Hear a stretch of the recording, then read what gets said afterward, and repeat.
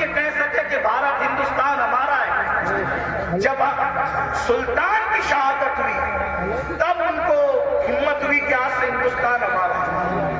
آپ کیا سمجھتے ہیں؟ یہ بات بھی بتا دوں، بہادری کب آتی ہے اور بزدلی کب آتی ہے؟ عشق رسول انسان کو بہادر کرتا ہے اور گناہ انسان کو بزدل کرتا ہے. جب تک مسلمان عاشق رسول تھے سچے، بہادر تھے، جب سے گناہ کرنے لگے بزدل ہوئے. اب سائے سے بھی ڈرتے ہیں، چھپکلی سے بھی ڈرتے ہیں، کتوں سے بھی ڈرتے ہیں. اسی لیے تو کتے تمہیں ڈرا رہے ہیں. کیا اشارہ ہے؟ جب تک تم کتوں سے نہیں ڈرتے تھے، بہادر تھے، کتوں میں ہمت نہیں تھی تمہیں ڈرانے کی. جب سے تم گناہ کر کے بزدل ہوئے، چھوڑ دو رات میں گندی فلمیں دیکھنا. بستر پہ پاپ کی فلم دیکھنے کی بجائے مصلے پہ رو کے دیکھ، جیسے اصحاب کہف کے پیچھے کتا تم ہلا کے چلا تھا، اب بھی کتے میرے پیچھے تم ہلاتے ہوئے نظر آؤ. نعرہ تکبیر، نعرہ رسالت، نعرہ حیدری، مشرق اعلیٰ حضرت. مراد آباد والوں، ہندوستان میں رہنے والے کتے بہادر نہیں ہوئے، تم بزدل ہو گئے. بزدلی سے نکلو، کتا پھر کتا ہے. میں کسی کو نہیں کہہ رہا ہوں، میں تو کتوں پہ بات کر رہا ہوں. امید ہے کہ مراد آباد کے کتے اگر پاس میں بیٹھ کے سن رہے ہیں تو ان کو برا نہیں لگنا چاہیے. رامپور کے کتے اگر یہاں کہیں سنو تو برا نہیں لگنا چاہیے. جب وہ چند جوان توجہ کرے، کتے تم پیچھے کیسے ہلاتے ہیں؟ چند جوان، پاکیزہ جوان، متقی جوان، پرہیزگار جوان، جب اپنا ایمان بچانے کے لیے دقیانوس کے خوف سے گھر سے نکلے تو وہ چپکے سے رات کو نکلے تو پیچھے کتا بھی ہو گیا. ان جوانوں کو خوف ہوا. کتوں کا کام بھونکنا ہے، اگر اس نے بھونک دیا، بھونکے گا یہ، پکڑائے گا ہمیں. اس جوان نے پتھر اٹھایا، کتے کی طرف مارا. کتے نے پیچھے کے پیر میں کھڑے ہو کے آگے کے پیروں کو ہاتھ کی شکل دی اور اللہ سے کہا مجھے زبان دے تاکہ تیرے وفاداروں سے میں بات کر سکوں. اور پھر کتے کو اللہ نے زبان دی تو کتا بول پڑا، او اللہ والے، تجھے خوف ہے کہ میں بھونکوں گا.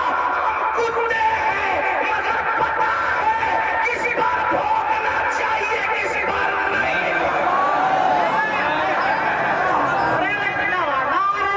قرآن میں لکھا ہے اور پھر وہ کتا وفادار بن کے دھوملا کے پیچھے پیچھے چلا. لیکن کتا تھا، کتوں کی برادری کا تھا، مگر مسلمان کا وفادار کیا ہوا؟ خدا نے اس کے لیے بھی جنت کا اعلان کیا. اب پتا چلا تو کتنا قیمتی ہے.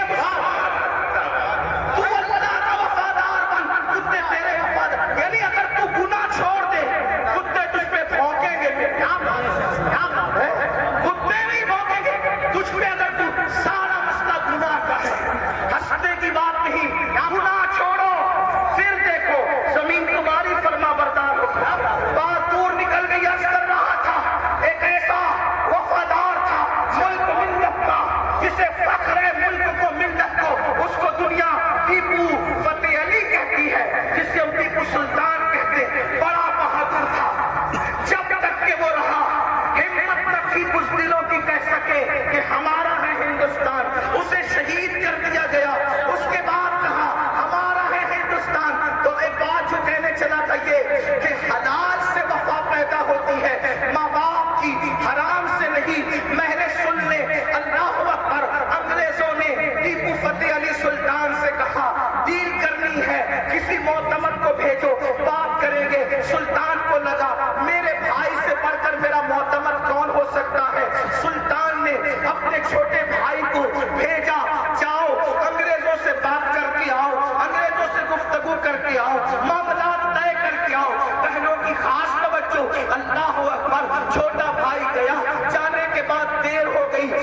قریبی ندیموں نے، قریبی دوستوں نے سلطان کے کان میں کچھ بات کہی.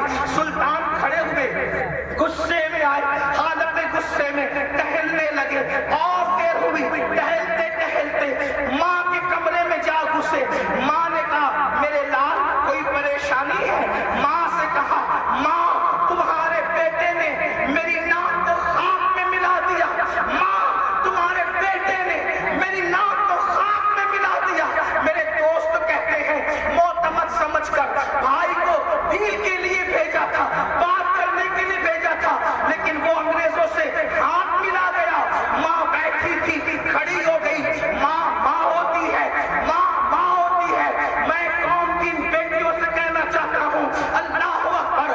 عورتیں لال قلعہ نہیں بنا سکتی، لیکن لال قلعہ بنانے والا سپوت کسی عورت کا ہی پروردہ ہوا کرتا ہے.